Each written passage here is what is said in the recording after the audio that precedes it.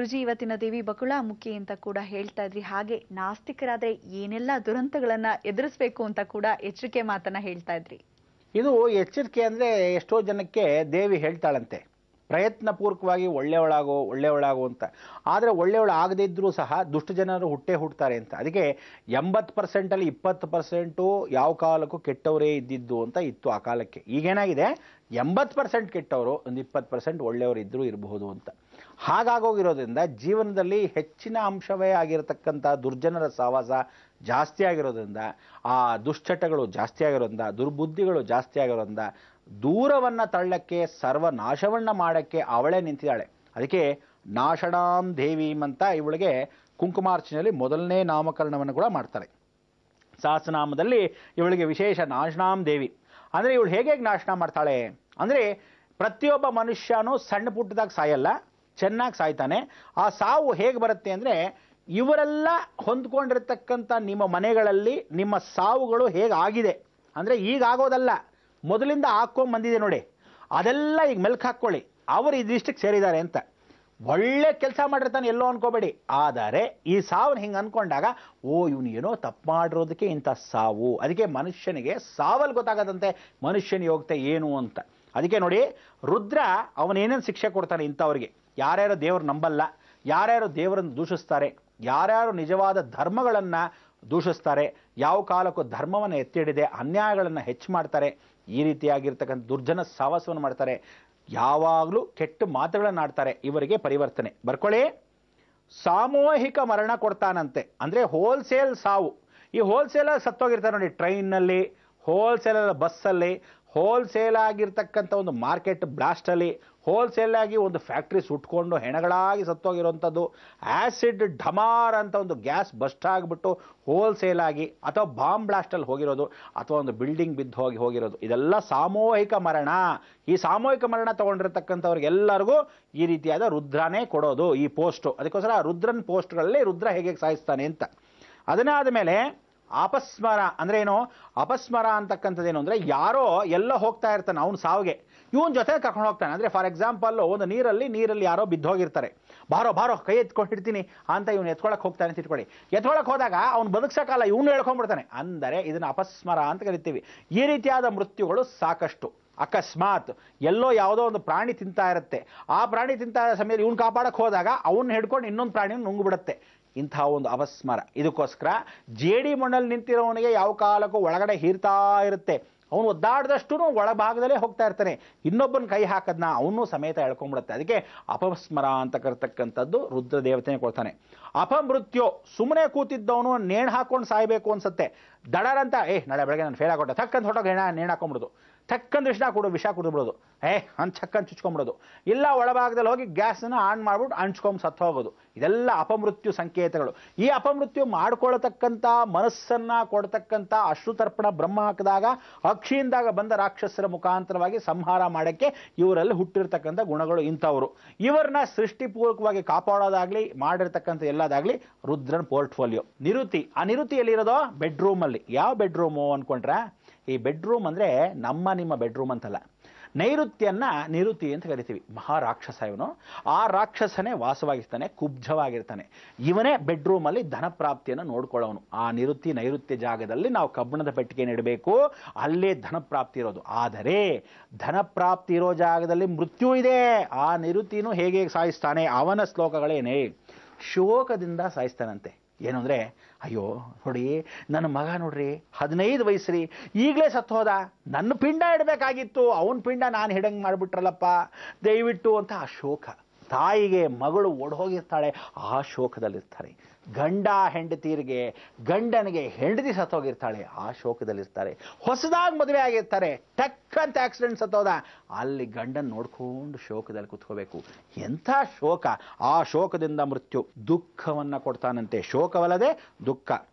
ಅಕಾಲವನ್ನ ಕೊಡ್ತಾನೆ. ಅಕಾಲ ಅಂದ್ರೇನು? ಕಾಲಹರಣನ್ನ ಮಾಡ್ತಾ ಇರ್ತಕ್ಕಂಥ ಪೆದ್ಮುಂಡೆವು. ಬಹಳ ಜನ ಟೈಮ್ ಪಾಸ್ ಮಾಡ್ಕೊಂಡು ಜೀವನ ಕಳೀತಾರೆ. ಊಟಕ್ಕಿರಲ್ಲ, ಬಟ್ಟೆಗಿರಲ್ಲ, ಸುಮ್ಮನೆ ತಿರುಗ್ತಾ ಇರೋದು. ದೇಶ ಅಲ್ಲಿ ಯಾರಾದರೂ ಕೊಟ್ಟರೆ ಊಟ ಮಾಡ್ಬೇಡ ಕೊಡಿ ಕೊಡಿ. ಭಿಕ್ಷದವ್ರಿಗಿಂತ ಅಂದರೆ ತಾವು ಚೆನ್ನಾಗಿದ್ರು ಭಿಕ್ಷದವ್ರ ಥರ ಹೋಗಿ ತಿಂತಾ ಇರತಕ್ಕಂಥ ಒಂದು ಭಾಗ್ಯ, ಇದೆಲ್ಲ ಒಂದು ಕರ್ಮಸ್ಥಾನ. ಆಮೇಲೆ ದುರ್ಜನರ ಸಾವಾಸ, ಸಜ್ಜನರಿಗಿಂತ ದುರ್ಜನರ ಸಾವಾಸ, 24 ಗಂಟೆ ಸಿಗರೇಟ್ ಸೇದೋದು, ಡ್ರಗ್ಸ್ ಹಾಕೊಳ್ಳೋದು, ರೋಡಲ್ಲಿ ಬಿದ್ದಿರೋದು, ಕಾಮದಹನ. ಆ ಕಾಮ ಮೃತ್ಯು ಅಂದರೆ ಏನು ಅಂದರೆ, ಆ ಕಾಲದಕ್ಕೆ ಕಾಮ ಮೃತ್ಯು ಅಂದರೆ ಹೆಣ್ಣು ಏನು ಮಾಡ್ತಾಳೆ ಅಂದರೆ ವಿಷಜಂತು, ವಿಷಕ್ರೀಟಿಯಾಗಿರ್ತಾಳಂತೆ. ಅವಳೇನು ಮಾಡ್ತಾಳೆ ಅಂದರೆ ನೀ ನಾಳೆ ಬೆಳಗ್ಗೆ ಅವ್ನು ಕೊಲೆ ಮಾಡಬೇಕು, ಜೊತೆ ಇದೆಯಾ ಲವ್ ಮಾಡ್ತಾ ಇದ್ದಾಗ ನಾಟಕ ಮಾಡೋ, ಅವ್ನು ಸಾಯಿಸ್ಬಿಡು ಹೇಗಾರ ಮಾಡಿ. ಅಂದರೆ ಹೆಣ್ಣಿಂದ ಮೃತ್ಯು ಕಾಮ ಮೃತ್ಯು. ಅದಕ್ಕೋಸ್ಕರ ಎಷ್ಟೋ ಜನಕ್ಕೆ ಹೆಣ್ಣಿಂದ ಮೃತ್ಯು, ಗಂಡಿಂದ ಮೃತ್ಯು ಹೆಣ್ಣು ಮಕ್ಕಳಿಗೆ. ಅದೇ ಶೂಟ್ ಮಾಡಿ ಸಾಯಿಸ್ಬಿಡೋದು, ಅವನ ಅನುಭವಿಸಿ ಅವಳನ್ನ ಸಾಯಿಸ್ಬಿಡೋದು. ಬಹಳ ಜನ ಅದನ್ನು ಟಿವಿಗಳಲ್ಲಿ ಈಗ ನೋಡಿರ್ಬೋದು ಅಥವಾ ಯಾವಾಗ ನೋಡಿರ್ತೀರೋ. ಅದೆಲ್ಲನೂ ನಡೆದ ಘಟನೆ ಅಂತಲ್ಲ. ಇದನ್ನೆಲ್ಲ ಮೆಲ್ಕು ಹಾಕೊಂಡ್ರೆ ನಿಮ್ಮ ಜನ್ಮಗಳಲ್ಲಿ, ನಿಮ್ಮ ಕರ್ಮಗಳಲ್ಲಿ, ನಿಮ್ಮ ಮನೆ ಕುಟುಂಬದಲ್ಲಿ ಇಂಥ ಮೃತ್ಯುವನ್ನು ಕೊಡ್ತಕ್ಕಂಥ ಈ 4 ದೇವರುಗಳು ಇನ್ಯಾರೂ ಅಲ್ಲ, ಇದೇ 4 ದೇವರಿಗೆ ಅಧಿಪತಿಯಾಗಿರ್ತಕ್ಕಂಥ ಕಾಲರಾತ್ರಿ. ಅದಕ್ಕೆ ಇವತ್ತು ರಾತ್ರಿ ಪ್ರಯಾಣ ಮಾಡಬೇಡಿ ಅಂತ ಎಷ್ಟೋ ಜನ ಕೇಳ್ತಿದ್ದೀನಿ. ಮತ್ತಷ್ಟು ವಿಚಾರ ಮಾತಾಡೋಣ. ಈ ಭಯಂಕರವಾಗಿರ್ತಕ್ಕಂಥ ವಿಚಾರಗಳನ್ನು ವಿಮರ್ಶೆ ಮಾಡಿ ವಿಶಾಲವಾಗಿ ಮನೋಹೃದಯಪೂರ್ವಕವಾಗಿ ನಿಮಗೆ ಯಾಕೆ ಬಯಲುಪಡಿಸಿದ್ದೀನಿ ಅಂದರೆ, ಒಳ್ಳೆಯವರಿಗೆ ಒಳ್ಳೆ ರೀತಿಯ ಕಾಣ್ತಾಳಂತೆ ದೇವಿ ತಾಯಿ. ಒಳ್ಳೆಯವರಿಗೆ ಒಳ್ಳೆ ರೀತಿ ಕಾಣ್ತಾಳೆ, ಆದರೆ ಕೆಟ್ಟವರಿಗೆ ಕೆಟ್ಟವಳು ಕಾಣ್ತಾಳೆ. ಅದಕ್ಕೆ ಹೆಣ್ಣು ಮುನಿದರೆ ಮಾರಿ ಅಲ್ವಾ, ಅವಳು ಅಷ್ಟಕ್ಕೆ ಒಲಿಬೇಕಲ್ಲ, ಆ ಒಲಿಯಕ್ಕೆ ನೀವು ಪ್ರಯತ್ನ ಪಡಬೇಕು. ಜಗನ್ಮಾತೆ ಒಲಿಯಮ್ಮ ಅಂತ ಬರೀ ನಿಮ್ಮ ಸಾಧಾರಣ ಮನೆಯಲ್ಲಿ ಇರ್ತಕ್ಕಂಥ ಹೆಣ್ಣು ಮಗಳೇ ಒಲಿದ್ರೆ ಎಷ್ಟು ಚೆನ್ನಾಗಿರುತ್ತೆ. ಆದರೆ ಮುನಿದ್ರೆ ಏನಾಗತ್ತೆ, ಇದೇ ಆಗೋದು ಅನ್ನೋದು ಸಾಕ್ಷಿ ರೂಪ. ಇದಕ್ಕೆ ಸಾಕ್ಷಿಯಾಗಿ ಹೊಣೆ ನೀವ್ಯಾರು? ನೀವೇ ಹೊಣೆ. ಅದಕ್ಕೆ ಯಾವ ಕಾಲಕ್ಕೂ ಯಾರೂ ಬಂದು ದೇವರನ್ನ ದೂಷಿಸೋಕ್ಕಾಗಲ್ಲ. ನಮ್ಮ ಕಷ್ಟಕ್ಕೆ ನಾವೇ ಮಾಡಿರತಕ್ಕಂಥ ಕರ್ಮಗಳು. ಇನ್ಮೇಲೂ ಮಾಡ್ಕೋಬೇಡ ಅಂತ ಒಂದು ಪರಿಹಾರವನ್ನು ಕೊಟ್ಟಿದ್ದಾನೆ. ಏನು ಪರಿಹಾರ ಅಂತ ನೀವು ಕಾಯಬೇಕು, ನಾನು ಹೇಳಲೇಬೇಕು. ಗುರುಜಿ, ದೇವಿಯನ್ನ ಒಲಿಸ್ಕೊಳ್ಳೋ ಪರಿ ಹೇಗೆ ತಿಳಿಸ್ಕೊಡ್ತೀನಿ ವಿರಾಮದ ನಂತರ ಅಂತ ಹೇಳ್ತಾ ಇದ್ರಿ. ಖಂಡಿತ.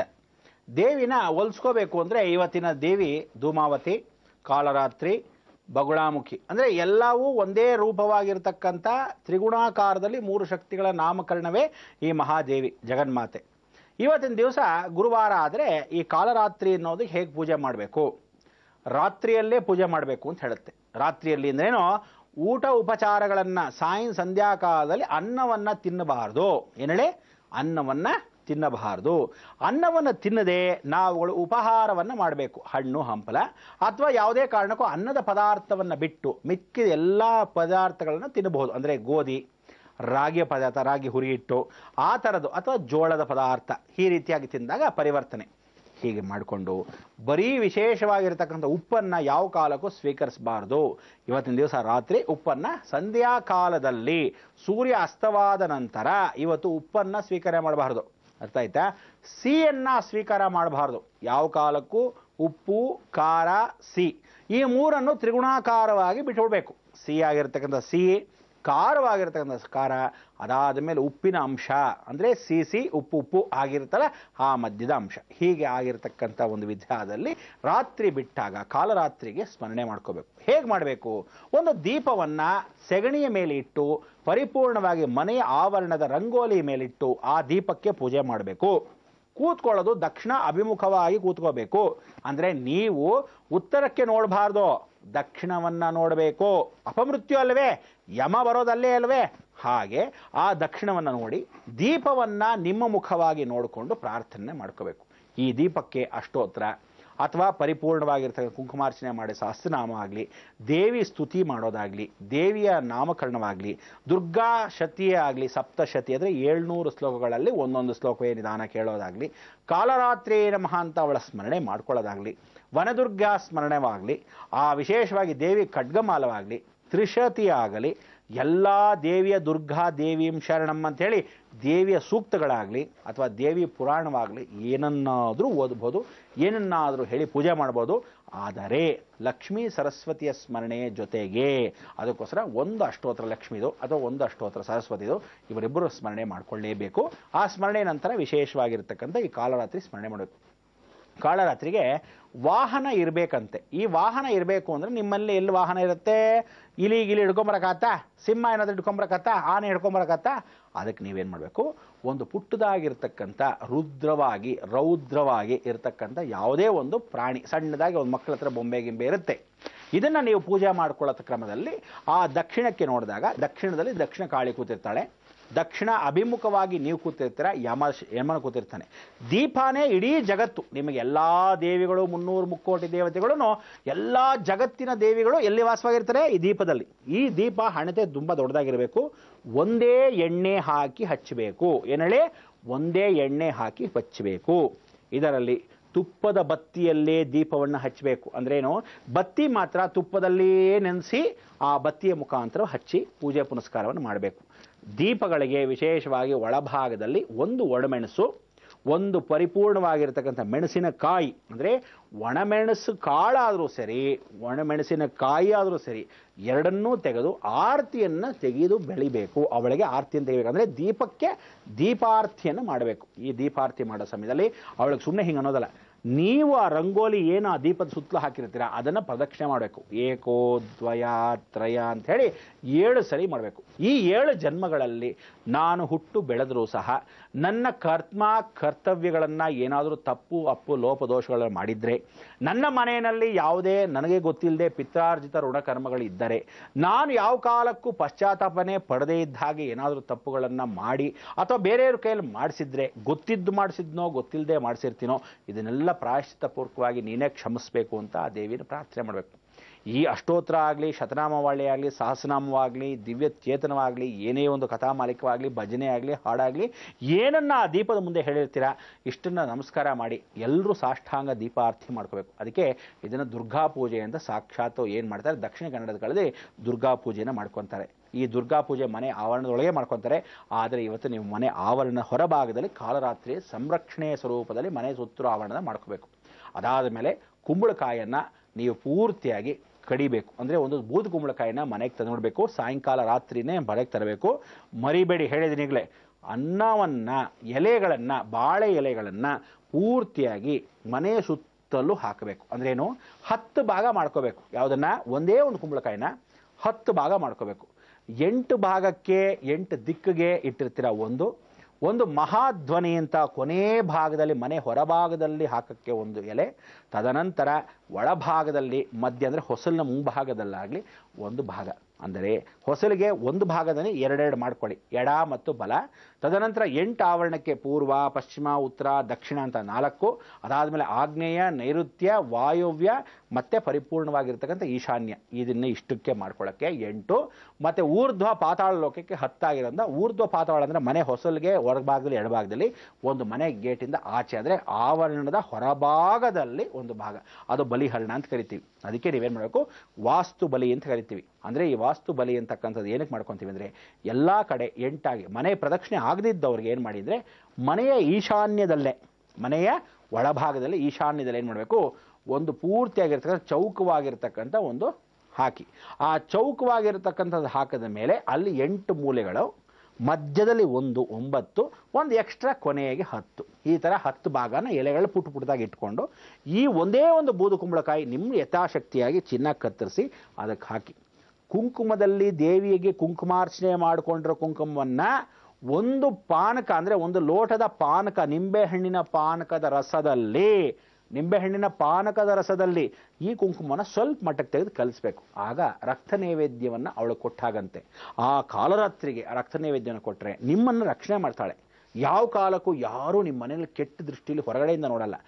ಯಾವನು ಮನೆಗೆ ಪ್ರವೇಶ ಮಾಡಬೇಕಾದ್ರೂ ಆ ಕೆಟ್ಟ ಆಲೋಚನೆ ಮಾಡಲ್ಲ, ರಕ್ಷಣೆ ಕೊಡ್ತಾನೆ. ಅದಕ್ಕೋಸ್ಕರ ಆ ಕಾಲರಾತ್ರಿಯನ್ನು ಸ್ಮರಣೆ ಮಾಡ್ಕೊಳ್ಳೋದು ಹೀಗೇನೆ. ಆ ನಿಂಬೆಹಣ್ಣು ಪಾನಕದಲ್ಲಿ ವಿಶೇಷವಾಗಿರ್ತಕ್ಕಂಥ ಸ್ವಲ್ಪ ಮಟ್ಟಿಗೆ ನೀವು ಮಾಡಿರೋ ಕುಂಕುಮಾರ್ಚನೆಯಲ್ಲಿ ಸ್ವಲ್ಪ ಹಾಕಿ ಕಲಸಿ ಅದನ್ನು ಏನು ಮಾಡಬೇಕು? ಈ ಪರಿಪೂರ್ಣವಾಗಿರ್ತಕ್ಕಂಥ ಕೂದು ಕುಂಬಳಕಾಯಿ ಇಟ್ಟಿರ್ತಲ್ಲ ಅದರ ಮೇಲೆ ಸ್ವಲ್ಪ ಹಾಕ್ಕೊಂಡು ಬರಬೇಕು.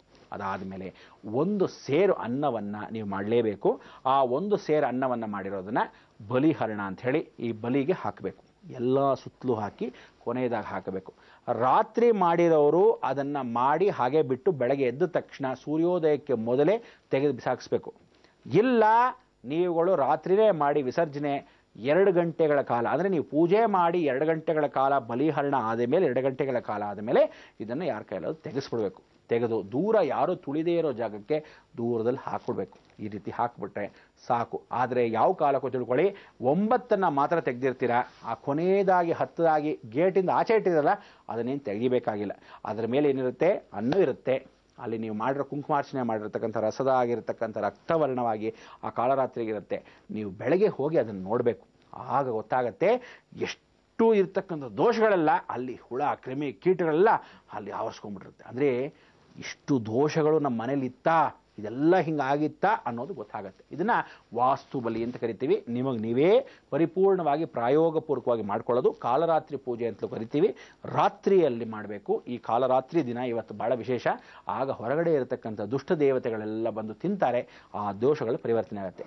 ಮನೆಯಲ್ಲಿ ಜಾಗ ಅಂದರೆ ಕಾಂಪೌಂಡ್ ಸುತ್ತಲೂ ಓಡಾಡೋಕ್ಕೆ ಜಾಗ ಇಲ್ಲದಿದ್ದವರು ಮನೆಯ ಈಶಾನ್ಯ ಭಾಗದಲ್ಲೇ ಮಾಡಿಕೊಂಡು ಚೌಕ ಹಾಕ್ಕೊಂಡು 10 ವಿಧವಾದ ಮೂಲೆಗಳಲ್ಲಿ ಇಟ್ಟುಕೊಂಡು ಮಧ್ಯದಲ್ಲಿ ಒಂದು ಇಟ್ಕೊಂಡಾಗ ಕೊನೆಯದಾಗಿ ಹೊರಗಡೆ ಒಂದು ಆವರಣಕ್ಕೆ ಒಂದು ಇಟ್ಕೊಂಡಾಗ ಪೂರ್ತಿ ಆಗುತ್ತೆ. ಇಷ್ಟಕ್ಕೂ ಸೇರಿ ಮಾಡಿರತಕ್ಕಂಥ ಈ ಒಂದು ಪೂಜೆಗೆ ಪರಿವರ್ತನೆ ಬಹಳ ಈಸಿ ಸಿಸ್ಟಮ್ಮು. ಮನೆಯೊಳಗೆ ಮಾಡೋದು. ಇದನ್ನು ಪ್ರತಿ ವರ್ಷದಲ್ಲಿ ಒಂದು ಸಲ ನೀವು ಮಾಡ್ಕೊಂಬಿಟ್ರೆ ಸಾಕು. ವಾಸ್ತುವಿತವಾಗಿರ್ತಕ್ಕಂಥ ಎಂತಹ ದೋಷ ಇದ್ದರೂ ಒಳಭಾಗದಲ್ಲಿ ಗೃಹದಲ್ಲಿರ್ತಕ್ಕಂಥ ನಾಳೆ ಬರ್ತಕ್ಕಂಥ ಯಾವುದಾದ್ರು ದುರ್ದೋಷಗಳಿದ್ದರೂ ಅದು ಕೂಡ ಪರಿಹರಿಸುತ್ತೆ, ಪರಿಹಾರ ಸೂಕ್ತ ಮಾಡುತ್ತೆ. ಅಕಸ್ಮಾತ್ ಯಾರೋ ಪರಿಪೂರ್ಣವಾಗಿ ಒಂದು ಎಕ್ಸಾಂಪಲ್ ಕೊಡ್ತೀನಿ, ನಾಳೆ ನಾಡಿದ್ದು ನನ್ನ ಮಗಳು ಓಡ್ ಹೋಗಬೇಕು ಅಂತ ಇರ್ತಾಳೆ ಅಂತ ಇಟ್ಕೊಂಡಾಗ ಯಾರಿಗಾದ್ರೂ ಆ ಯೋಚನೆ ಇದ್ದಾಗ ಈ ರೀತಿಯಾದ ಪೂಜೆ ಅದಕ್ಕೆ ಮೊದಲೇ ಆಗಿದ್ದ ಪಕ್ಷದಲ್ಲಿ ಅವಳ ಮನಸ್ಸು ಕೂಡ ಚೇಂಜ್ ಆಗುತ್ತೆ ಅಥವಾ ಅವನ ಮನಸ್ಸು ಕೂಡ ಚೇಂಜ್ ಆಗುತ್ತೆ. ಇದು ಖಂಡಿತ ಸತ್ಯ. ಅದಕ್ಕೆ ಎಷ್ಟೋ ಜನ ಮನಸ್ಸು ಸಂಸ್ಕಾರದಲ್ಲಿ ಸಂಸಾರಗಳು ಉಳಿಲಿ, ಎಲ್ಲರಿಗೂ ಶಕ್ತಿ ಕೊಡಲಿ, ಎಲ್ಲರಿಗೂ ಅಲ್ಲಿರ್ತಕ್ಕಂಥ ಆಶ್ರಯದಲ್ಲಿ ಸಾರಾಂಶಪೂರ್ವಕವಾಗಿ ರಕ್ಷಣೆ ಇರಲಿ. ಯಾರ ಮುಖಾಂತರ? ಇದೇ ತಾಯಿ ಚಾಮುಂಡಿ ಜಗದೀಶ್ವರಿಯ ಮುಖಾಂತರವಾಗಿ ಅವಳ ಸ್ವರೂಪದಲ್ಲಿರ್ತಕ್ಕಂಥ ಧೂಮಾವತಿ ಕಾಲರಾತ್ರಿ ಪೂಜೆಯನ್ನು ಮಾಡಿಕೊಳ್ಳೋ ಆ ವಾಸ್ತು ಬಲಿಯನ್ನು ಈ ರೀತಿಯ ಕ್ಷಮಸ್ಪೂರ್ವಕವಾಗಿ ಅಥರ್ವಣ ಶೇಷದಲ್ಲಿ ಹೇಳಿರ್ತಕ್ಕಂಥ ವಿಷ್ಣು ಮಹಾಪುರಾಣದಲ್ಲಿ ಹೇಳಿದ್ದಾರೆ. ಅದಕ್ಕೋಸ್ಕರ ನೀವುಗಳು ಈ ರೀತಿ ಮಾಡಿಕೊಂಡಾಗ ಈ ದಶ ಮಹಾವಿದ್ಯೆಯಲ್ಲಿ ಇದು ದೊಡ್ಡ ರಹಸ್ಯ. ಈ ರಹಸ್ಯ ಕೂಡ ನಿಮಗೆ ಬಯಲು ಮಾಡಿದ್ದೀನಿ. ಇದನ್ನು ಎಷ್ಟೋ ಜನಕ್ಕೆ ಹೊಸದಾಗಿರ್ಬೋದು, ಎಷ್ಟೋ ಜನಕ್ಕೆ ವಾಸ್ತು ಬಲಿ ಹಾಕಿರೋರಿಗೆ ಹಳೆದಾಗಿರ್ಬೋದು. ಖಂಡಿತವಾಗಲೂ ಮಾಡಿಕೊಂಡ್ರೆ ಒಬ್ಬರೇ ಮಾಡ್ಕೋಬೇಕು ಅಂತಲ್ಲ, ಇಡೀ ಕುಟುಂಬಗಳು ಅವರವರ ಮನೇಲಿ ಅವರವ್ರು ಮಾಡ್ಕೊಳ್ಳಿ. ಸಂಕ್ಷಿಪ್ತವಾಗಿ ಮಾಡ್ಕೊಳ್ಳಿ. ಇಷ್ಟೇ ನಿಮ್ಮ ಖರ್ಚು. ಏನು ಒಂದು ಸೇರೆ ಅನ್ನವನ್ನು ಮಾಡಿರ್ತೀವಿ, ಒಂದು ಬೂದು ಕುಂಬಳಕಾಯಿ ಮತ್ತು ಒಂದು ಪಾನಕ ಲೋಟದಲ್ಲಿ ಕುಂಕುಮಾರ್ಚನೆ ಮಾಡತಕ್ಕ ಕುಂಕುಮ, ಇಷ್ಟೇ ವಿಶೇಷ.